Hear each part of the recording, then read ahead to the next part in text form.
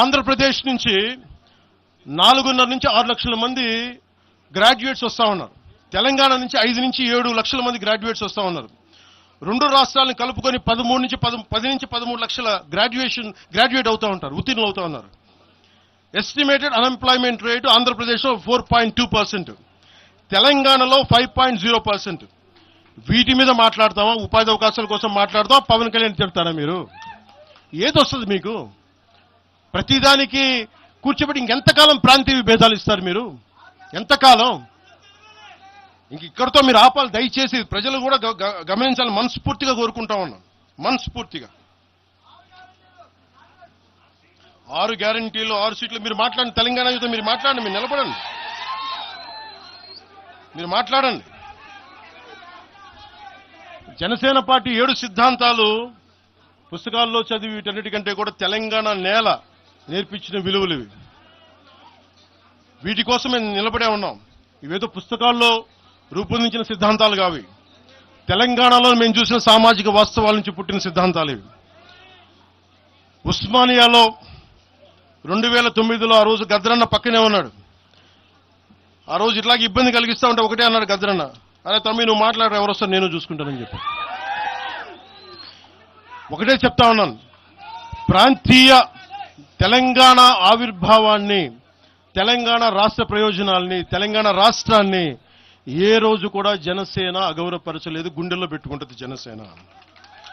అలాగే ప్రాంతీయతను మేము గౌరవిస్తాం. అదే ప్రాంతీయత పేరుతోటి జాతీయవాదాన్ని బలహీనపరిస్తే జనసేన ఎప్పటికీ అంగీకరించదు. మేము దానికోసం కొట్లాడతాం, నిలబడతాం. ఇది మీరు ఇలా మాట్లాడితే రేపు పొద్దున ఎక్కడ దాకా పోతాయంటే,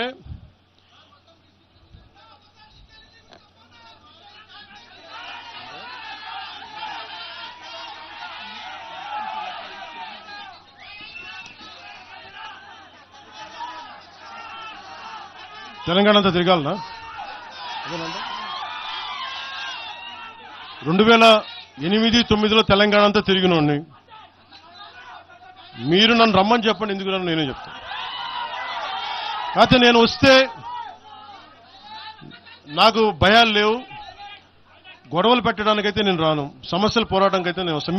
మీరు చెప్పండి ఎక్కడికి రమ్మంటారో అక్కడికి వస్తాను నేను. మీరు ఈ రోజున